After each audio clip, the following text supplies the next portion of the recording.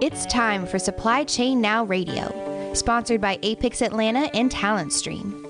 Broadcasting live from the supply chain capital of the country, Atlanta, Georgia, Supply Chain Now Radio spotlights the best in all things supply chain. The people, the companies, the technologies, the best practices, and the critical issues of the day. Now, here are your hosts. Good afternoon, Scott Luton here with you live on Supply Chain Now Radio. Welcome to the show.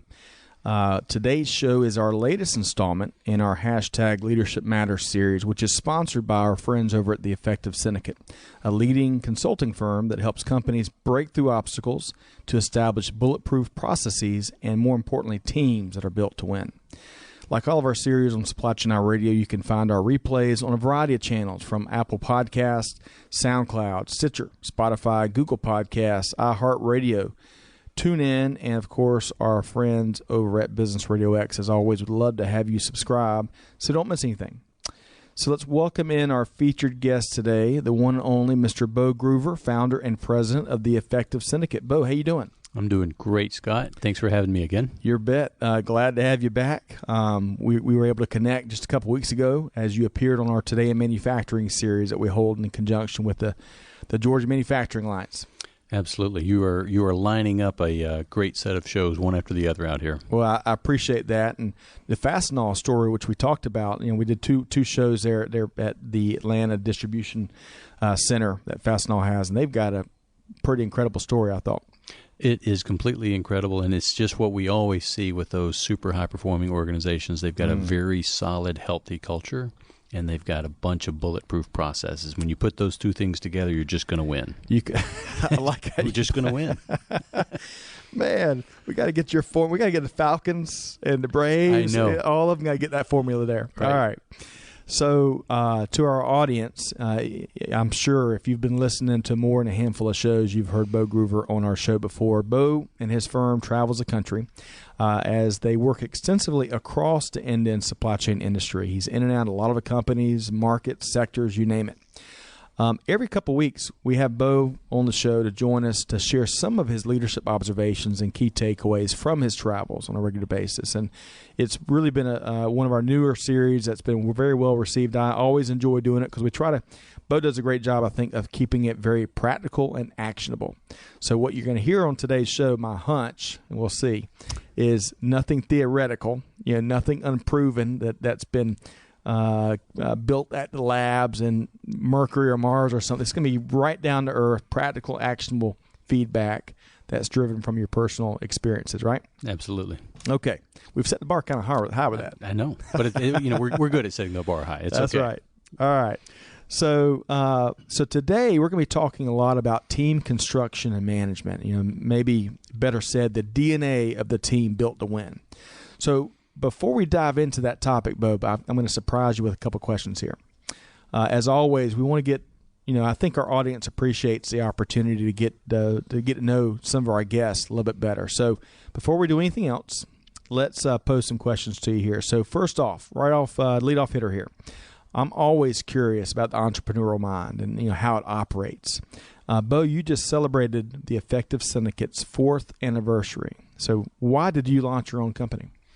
Great question. And I'm proud of that 4 years, right? The statistics say that if you make it past the first one, you're pretty good. If you make it past the third one, you're doing better. And the next milestone that we're looking at is the 5th year. So been blessed. It was a perfect storm. So, I found out that I loved doing Lean Six Sigma and leadership stuff when I was probably 30 years old. And it was pure dumb luck. I was in the right place at the right time. And as you and I talk a lot about that higher power, there's obviously something that is guiding most of us on our journey, as long as we're paying attention. And so it just came to a crossroads. My father was sick at the time and recovering, and we were talking, and he basically said, "Look, Beau, you as I'm laying here," and he was facing his own mortality, and he and I were very close. Great man. And he said, "Beau, as I'm laying here, the things that I regret are the things I didn't do. I don't regret many of the things that I did in my life. I regret the things that I didn't do. And, as he was sitting there, he said, you know what you want to do. You know you're ready to go do it. Why are you holding yourself back? It's time for you to go. And at that time, I was just at a crossroads in my career. I was looking at, corporate America. I had a good long run there. I learned a lot. I worked with some fantastic people, but it was just time. And then hearing my dad say, as I'm laying here regretting the things I didn't do, I didn't want to repeat the errors of my father, so to speak. Mm. So when you look back at these 4 years, you've already mentioned how proud you are, because it is. I mean, if you make it through the first year as an entrepreneur, I mean that's like your baby, right? Right. I would argue there are few things that challenge us as men and women, as professionals, as business people, as much as creating, launching, starting, and leading your own organization. So when you look back at these 4 years, what has been your proudest moment? Great question. I love when you surprise me with these questions because now I've got to think on my feet. So I guess if I had to really think about that one for a moment and kind of spur of the moment, you have provided, and our friendship and our working relationship has provided a ton of opportunities, right? So introductions and going to trade shows and meeting people and collaborating on things. And, without you, and I'm being very sincere and honest, I wouldn't be here. I don't think I would be here 4 years later running my firm. I would probably have gone back, right, because I had some stumbles. But my we all do. Oh, yeah. It goes to the territory. Well, I once heard if you never fall down, it's because you're standing still. And so with all that being said as the backdrop, I think my proudest moment was landing the first account that didn't come from a referral or a prior colleague. So, it was somebody that I had met and that I had followed up with, and we started, a conversation, and I went to see their location and gave them some input and advice, and I wrote a proposal, and they accepted it. So at that moment, I think it was really when I said, all right, I can do this. I got this. Kind of that soup to nuts. Right. Yeah. Wow. And you weren't reliant. You created that, and then you delivered that. And I'm sure learning from that experience that, you act and make tweaks, and that's what fuels your future success. Whatever you learn from that initial soup to nuts win, right? That's right. What did I do, and how do I repeat it? So with that said, my last question here before we dive into team construction and management and the DNA of a team built to win, what's been the toughest lesson learned? Another good question, and it's a beautiful segue into some of the topics that I want to cover with us today, right? So the DNA of a team, or a team built to win, and how is that constructed? My toughest lesson learned, and unfortunately, sometimes I feel kind of stupid because apparently I have to keep learning it. Bill Gates recently said that busy is the new stupid. And if, whether you're running a company or a department or a division within a company, even running your household, right? We can create to-do lists that are 19 pages long, and we can try to check things off. And at some point,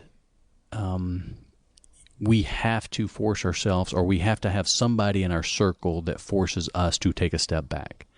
And when I was trying to sell the business and deliver consulting service, and I was an army of one, I have a bigger army now, not huge, but more than one. It's that balancing act, because if I'm delivering the consulting work, I'm not selling the company. And if I'm selling the company, I'm not getting paid. And within that, there are 9,000 things that can run through your head on a daily basis of stuff you could do. But how do you figure out what is the stuff that you really need to do that's really going to impact the business, the team, your customers?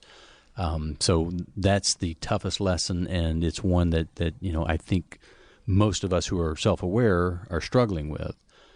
And it's one that I keep personally trying to revisit and check myself as much as I can. And I have some coaches that help me help me see things that I'm probably missing. And that can be a kick in the head sometimes. It can. Right? The best ones are, right? I mean, it's a jagged little pill to swallow, but once you get it down, it's like, holy crap, I needed to hear that. Yep. Good stuff. So now we want to dive right into some of your most recent key leadership observations and lessons learned. And as we talked about earlier, a second ago, it's going to be all about the team today, which you know, I would argue that the world, all of us need to learn more and more how to operate more successfully as an individual in a team, right? Right. I think we see that from organizations. We see when we think about kind of the modern day professional and what are some of the softer skills that are really a priority, the ability to work in teams. And we see that regularly. You can look at a lot of different studies, or you can get it straight from the hiring manager. So let's start off with who's on your team. That's the question you like posing to folks, right? Right. And so I guess one thing, just to back you up for a second, I would encourage you to stop using the word soft skills, because if you've ever tried to manage and lead a team, it is not soft. That's right. Okay. It is really darn hard. So let's go with people skills. People skills, not soft skills. Not soft skills. Yep. But yeah, and it's back to that thing of being so busy. So if you think about your daily routine, and this is to everybody that's listening, you wake up and you know, maybe the first thing you do is check your email, then you look at Facebook, and then you look at LinkedIn, and then you hop on email sometimes before you're even out of bed. And, you know, you immediately kind of kickstart your brain into reaction and tactical, I got to get some stuff done mode. And then so, you know, while you're having breakfast, or maybe you're visiting with your spouse or your loved one, your family, whatever those things that you should be doing, your brain is already spooled up to full speed. And so the same is true when you're leading a group of people. If you don't ever take a step back and say, all right, I want to evaluate my team, or ideally have someone help me evaluate my team, you end up just keep working with the team that you have and not evaluating, is this the team that I want? Is this the team that is built to win? You and I talk about baseball a lot. If I've got 4 shortstops and no first baseman, that's probably going to be a challenge at some point, because there are different skill sets for a shortstop versus a first baseman. And so many of us are so busy right now just pedaling that we don't take that step back to say, all right, is this the right team? Do I have the right people on the bus in the right seats working on the right projects? And so that's the thing that I've been struggling with and coaching a lot of organizations right now. So along those same lines, we just had a great conversation a couple weeks ago with Sherika Sanders, a PhD that works in the chemical. It's worked in a variety of industries, but currently in the chemical manufacturing industry. And we really focused our conversation around how important and how valuable diversity is. And not just in a lot of folks I think when they hear the word diversity, they may think about a one-dimensional definition of diversity, right? And maybe they focus just on race. Right. That's a component. Right. But also a diversity of background, a diversity of orientation, a number of different ways. And I know you're a big believer in diversity of thought. So talk to us more about that.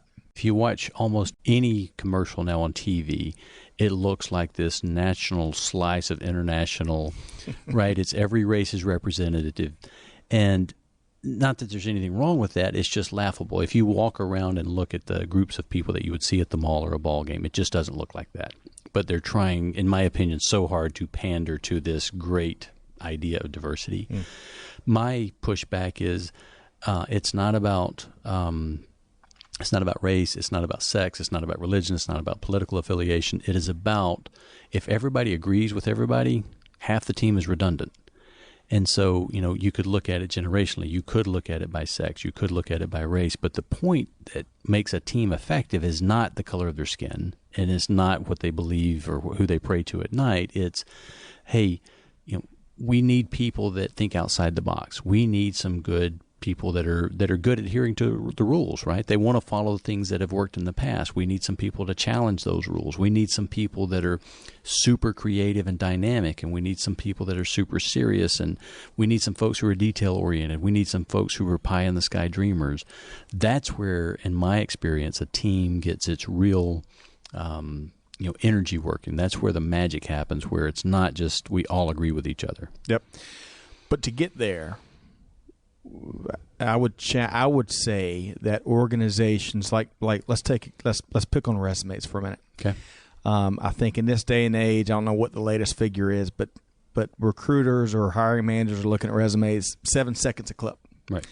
And I would argue that on some human level, if that resume doesn't fit in the mold of what we think is a perfect resume, then unfortunately, despite if that person is Albert Einstein or Wonder Woman, or you name it, anyone that is high capable people, if their resume it doesn't fit that mold, then they're not going to get the opportunity and not going to get their foot in the door to have that series of conversations and ultimately join the team. Right. So how do we, to obtain and get to that level of a diverse organization where you have a variety of folks with different worldviews that come from different walks of life? Because that's where the secret sauce is, right? Right. How can we make that happen while there's certain best practices in hiring, right, but how can we get creative and be willing to break the mold so that we can build those diverse teams? Yes, and we are about to spend some gold right here.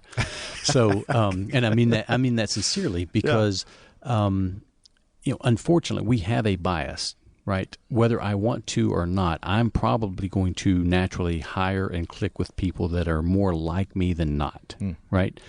And so what I've done, and I've coached other organizations to do, is tee up real bona fide projects with the candidate. And say, hey, Scott, one of the questions I would like you to answer is, here's the situation. We had this project and we were working on X, Y, and Z. Here were the 3 options. Which one of those 3 do you think sounds right? Yep. Right? And put them on the spot. And they're going to say, man, I don't have enough data. I know you don't. I just want to know what your instincts are. And I'm going to try to find the guy or girl who says something different than what I thought. Because what I want is somebody to legitimately challenge our groupthink that happens naturally. And especially if I'm the leader of the organization, people are going to listen to my voice the loudest, whether or not they should or shouldn't, right? Yep. I'm not saying that I'm the right guy in the room, but I'm the guy in the room. And so if you can tee up those real examples of stuff that your team has already tackled and pose those questions and say, how would you think about this? How would you look at this? How would you go about solving that problem? You can find some challenging natures of folks who, they pass the first criteria. They get through the resume. They've got the right experience or the right pedigree or whatever it is. Now it's, hey, how would you look at this? How would you go about tackling this project?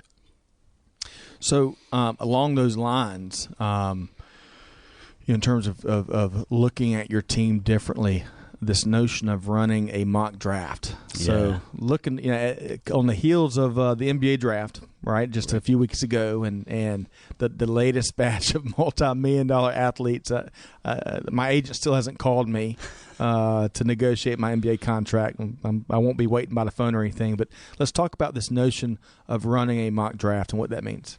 Yeah, and I am so lucky I didn't become a millionaire at 21. You know what I mean? Can you imagine? I don't know about that, man. These kids coming out of college, they're 21, 22, and they're getting a $50 million payday. I know how badly I screwed up having no money. Had I had money, I probably wouldn't still be here on this earth. Oh, no. Yeah, so the idea of running a mock draft is one we've used it quite a bit. And it's basically you take your leadership team, of the company or the division or the department, whatever it is, whatever the group of leaders are, and you go around the table with the list of employees that you have, and you tee it up, and you can tee it up a lot of different ways. Normally, the way I try to do it is to say, all right, look, guys, you are going to go start a company that is similar but different than this one, okay?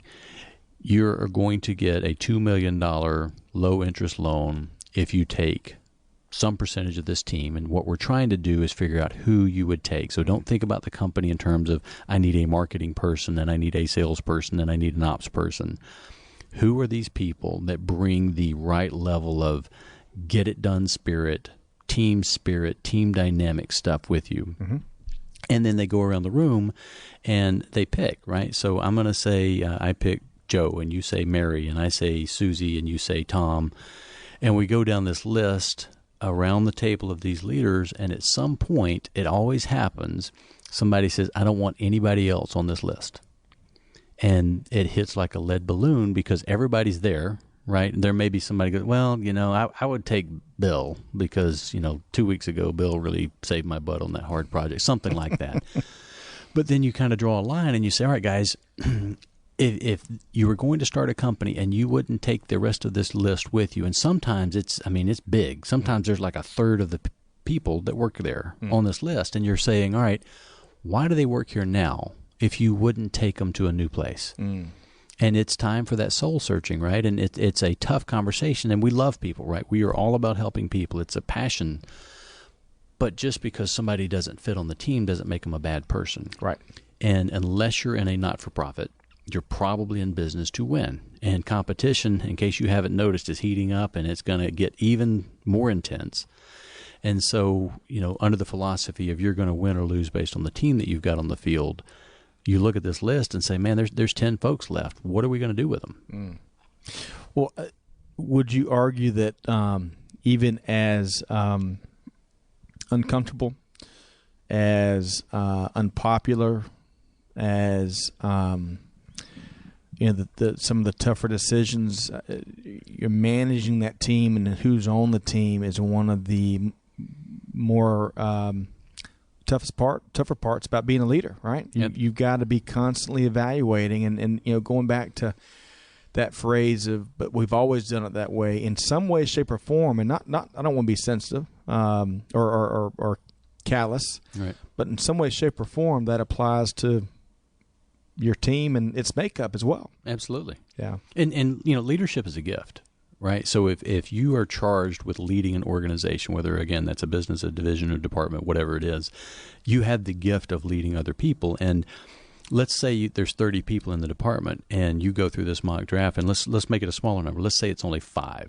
Okay, the other 25 people out of the 30 know who those 5 people are, and they're watching how you deal with it, and they're sitting there going, "I'm making the same amount of money as this jackleg sitting beside me. He's not getting, a third of done what I'm getting done," and it's frustrating. And so it is the hard part, but it is absolutely necessary unless you want to just be okay. Yeah. If you want to run a C-level team, you ignore those bad behaviors, and I guarantee you mediocrity will eventually set in. You'll get there.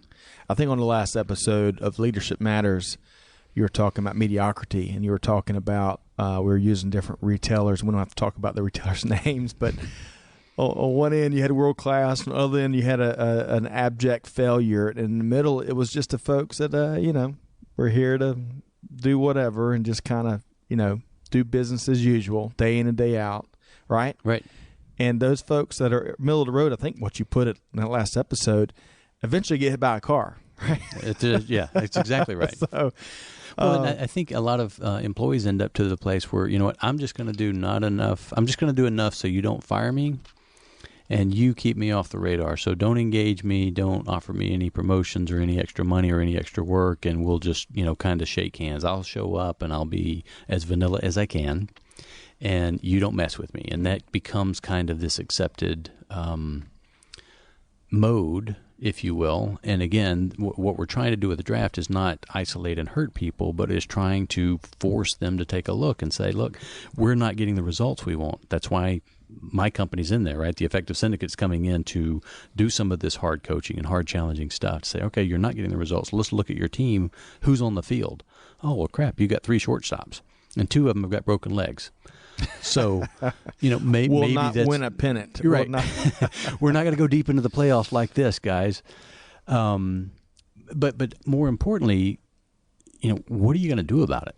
So you run this draft and you come up with a list. And again, let's say that there's 5 folks. That leadership team is responsible to the rest of the organization to say, let's coach these folks up or let's coach them out. And it's not, I'm just going to blindly fire people. I'm going to have to sit down and have a conversation and say, Beau, here's what I'm seeing. Here's some behaviors. Here's some performance gaps that I've noticed, and I want to talk with you about them and start having that conversation. I don't want to ever surprise somebody. If I have to let them go from an organization, they should not be surprised, because I've had multiple conversations. We've had multiple chances to correct it. But the mock draft, again, is to highlight and get the whole leadership team looking at each other across the table saying, all right, yeah, why is Joe on here? None of us want him on our team.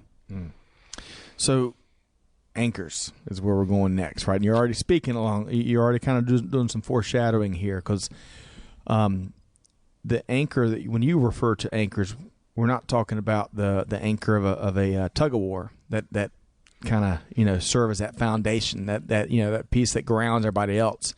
We're kind of, when you talk about the word anchor, you're using it kind of a different sense, where it's weighing everybody down in a negative component. Tell us more about that.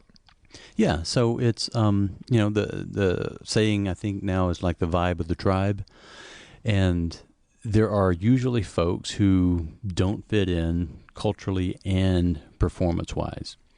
And in most organizations, again, if you think about the draft, these anchors are the same people that we're talking about, but you looking at your team, right? So now let's take a step up and look at the leadership team. So let's imagine that I'm the leader and I've got 5 other people on my direct reports.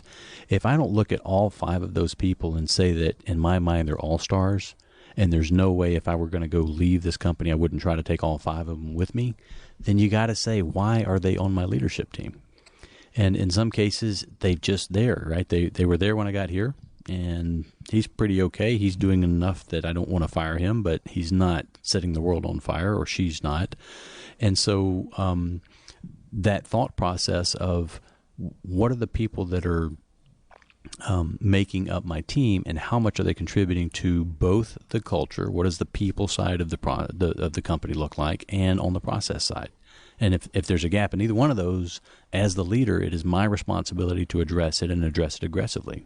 All right. So from anchors to one of our latest favorite phrases, and if you listened into the Fastenal episode with Beau Groover and Greg White and Jason Moss, we talked about ducks a lot. And so I'm not going to, no spoilers, so tell us about these ducks there, Beau. That's right. Get the duck out of here.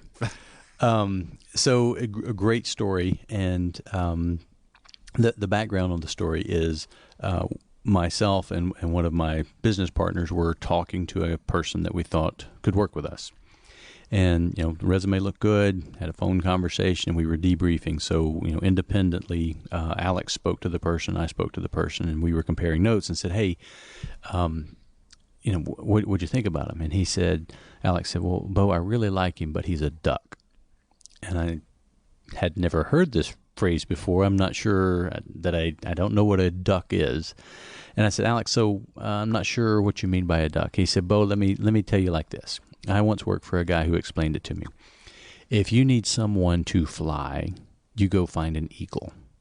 If you need someone to run really fast, you go find a cheetah. And if you need someone to go swim very fast in the ocean, you go find a shark. A duck can do all 3 of those things, fly, swim, and run, but he doesn't do any of those 3 very well. And so, back to looking at the DNA of a team, do you have people that are kind of okay at whatever their job is, but they're not, blazing new sound. They're not challenging. They're not bringing new things to the organization. They're just kind of plodding along, doing their thing, similar to what a duck would do. So it's a great analogy. And again, if you think about the draft and the anchors and the duck, you're slicing your team makeup in a couple of different ways. And the duck analogy is it's a pretty good one, and it makes a lot of sense. It does. And it doesn't mean, if you've identified someone that in their current role is not performing at the level that the team requires, an organization requires, you can try to find other roles, right? Other skills, especially if the values are there. Let's talk about a little. How do you,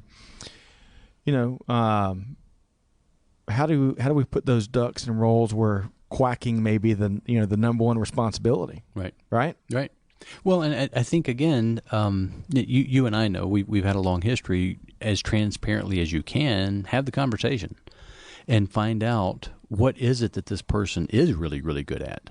And then how do you get more of that work to that person? Because if they're really, really good at it, they probably enjoy it, right? And then we get to the nature-nurture question. Are they really good at it because they enjoy it, or do they enjoy it because they're really good at it? I don't know, right? No, none of us really know. But if I can find out that I've got this person who's doing okay in this one role, but he or she would excel in this other role, and I have this conversation and say, man, what do you really like doing? Man, I love when I can go through some data and I can tear out a spreadsheet. That is my thing. As a leader, I would be silly not to find out how do I get more of that kind of work on that person's desk instead of, maybe there's somebody doing spreadsheets that kind of hates spreadsheets but really wants to do marketing and creative design work, and I don't know it. So again, it's that very deliberate, take a step back and look at my team, right? And have some of these conversations. Most people are shocked when they just engage the human being that are working with them and say, what do you want? How do I help you get more of what you want? And it is life-changing. Some of these folks have never been asked that question. They've been in the workforce for 30 years. And you sit down with them and you say, how do I help you get more satisfaction out of your job? That's what I want to do for you. Some of those folks light up like a firecracker, and it's just, holy crap, I've never been asked that question, Beau. Here's what I really want to do. Can I do this? Yeah, we can figure that out. So as we kind of bring this session to a close, clearly, if you've been listening to Beau Groover with the Effective Syndicate here on the Leadership Matters series on Supply Chain Now Radio, taking a long, hard look, being real with yourself and being real with your team and being real with the organization, right? Right. That frank and that genuine approach at, calling a spade a spade. That's an important part of evaluating whether or not you've got the DNA of a successful team. Absolutely. And there's very sophisticated ways to do it, right? So there's 360-degree feedback mechanisms and instruments out there that you can use. I'm a fan of those. I'm also a fan of getting the people around the room and having them anonymously rate each other on a high school letter grade, A to F, on what do you think of the core criteria. So as an example, right? So here's the takeaway, Scott. We talk about practical, actionable things. Here you go. You facilitate a meeting with your team to say, all right, guys, what are the core or target behaviors that we want to see? We can have up to 5. And let them fuss and cuss and argue with each other about that. And it's going to be trust and communication and teamwork. They're not going to be earth-shatteringly different. We kind of know what they're going to be. And then say, all right, guys, I'm going to create this score sheet. You very quickly create the score sheet and you pass it out and say, I want you to rank everyone else on this sheet as a letter grade on those 5 target behaviors. How are they performing today? A, B, C, D, or F. And then you tally it. And then nobody has to know who said, Beau was a C and Scott was an A. Nobody has to know that, but you put it up on the board and say, all right, guys, look, this is how we view each other. We are supposed to be a team. And this is what we're doing. Now ask them, how many of you have given the other person feedback? All right, hey, Scott, I noticed when you said this at the meeting, I saw some people's body language change. I think you might have struck a nerve. Or, hey, Scott, man, the way you did that particular slide and presented that data was just out of this world. Holy crap, can I steal that chart? And what you'll find is most of the time it just doesn't happen. So we've all got this behavior. We all see these things that are happening in front of us, but we don't engage. We don't work on them because, A, I think we don't know how. B, I think our parents always told us to be polite and if you don't have something nice to say. But again, if you want the team to win, it's going to get messy. It's going to get a little bloody. You're probably going to hurt some feelings along the way. But at the end of the day, you will have a much stronger, much higher performing team if you're willing to get into it with them. So what are the dangers of looking the other way and compromising on and accepting the current status quo when it comes to leading a team as it exists today? Mediocrity. You end up with a C-level organization, and in some cases you can get away with it for a long time, right? So if you've got the world's greatest mousetrap, you can cover up a lot of ugliness because you've got the coolest thing. Well, guess what? That competition is also working on the next coolest version of your mousetrap. It happens, and we see it, right? There was a record player, then there was a cassette tape, then there was the CDs. Now there's MP3s, and everything is in the cloud and digital. And so if you're turning the other way on the mediocre performers, you're looking the other way on the folks who are your ducks, recognize what you're doing is you're instilling mediocrity. So if you're after mediocrity, awesome. You're going to get there, guaranteed. It is a path. It will happen. But what I find in most organizations, most companies, most leaders, even most employees don't want mediocrity. They want exceptionalism. They want to be the best of the best, and they're striving for it. But sometimes they just don't know how. As the leader, it is your responsibility to make sure your team makeup is the makeup that's going to get you to that world-class, extremely high-performing level. All right. So how can folks get in touch with you and the Effective Syndicate if they want to learn more about some of the concepts you're speaking with? Not just concepts, but best practices. I mean, all this stems from, it's important to double down on this. This is not Beau going to a library, checking out the latest business book. This is what you've been living, breathing. This is where you help organizations get better, right? It's where the rubber meets the road. Absolutely. And before I get to how do you reach out, I get called a lot for companies that say, Beau, I need some help with Lean Six Sigma. I need Lean Six Sigma training. I need some continuous improvement help. And I get in there and I start looking at the team dynamic, and it's a tough conversation, but I said, look, I can show you how to do better processes, right? I've done this for 20 years. This is my core competency. I got this. But it's not going to work with your team dynamic the way it is. And so there's this huge need right now, and you exacerbate this, right, with the extremely low unemployment rate. You exacerbate this with the multi-generational workforce that we've got right now. And think about, when I started working, there was no cell phones, right? And now, everybody, the younger generation grew up on cell phones. They've had an electronic in their hands since they were 5. That's a big difference between what the workforce looks at and how they work together and what they expect. So working on the people side of your business, in my opinion, is every bit as important as working on the process side or your latest logo or your latest product you're developing. So I think it's critical if you want to avoid having a mediocre team or mediocre performance. Yep. And I'm with you. I'm absolutely with you. Even some of the tougher decisions and some of the tougher conversations that what you're advising leads to, that goes to the territory of being an effective and successful leader. Right. All right. So how can folks learn more? Yeah. So I'm obviously pretty passionate about this stuff. I love it. You can find me at theeffectivesyndicate.com and certainly connect with me on LinkedIn. You will see a lot of things around people and process in both of those locations.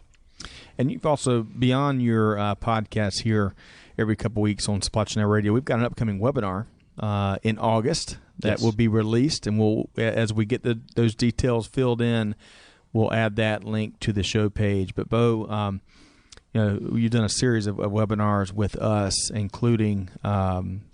What was the inventory reduction webinar you did that was so well received? 5 steps to reducing your inventory this week. Right. 5 simple things or something like that. Something like that. I think that was really neat.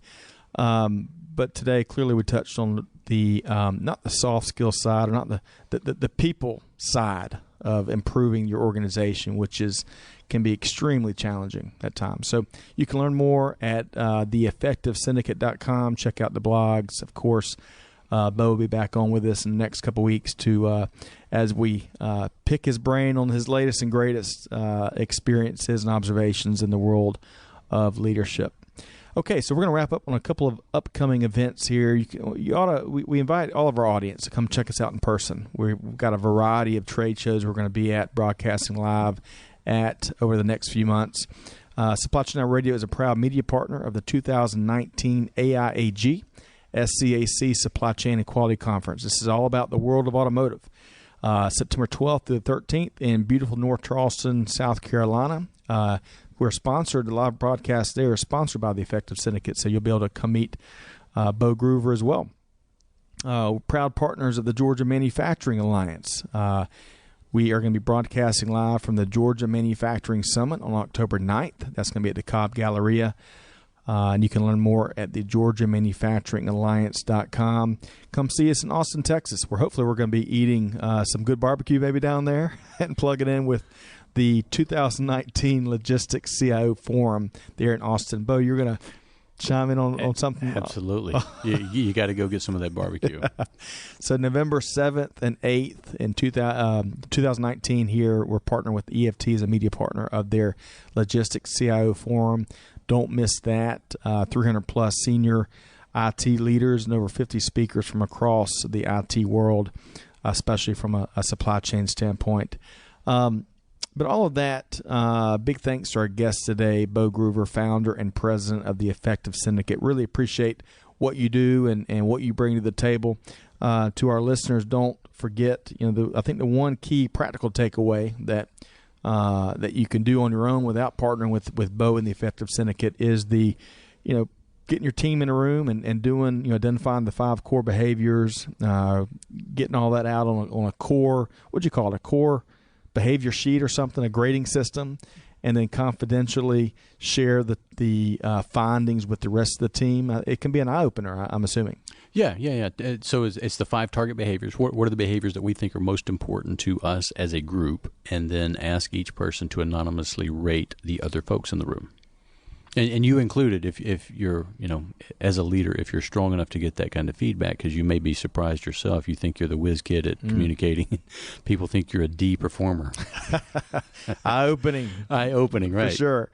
Well, be sure to, big thanks again to Beau Groover and the Effective Syndicate. Appreciate their partnership. Be sure to check out other upcoming events, replays of our interviews, other resources at supplychainnowradio.com. You can find us on Apple Podcasts, SoundCloud, all the leading sites where podcasts can be found. Be sure to subscribe so you don't miss anything. On behalf of the entire Supply Chain Now Radio team, this is Scott Luton wishing each of you a wonderful July 4th Independence Day. Have a great and safe week ahead, and we'll see you next time on Supply Chain Now Radio. Thanks, everybody.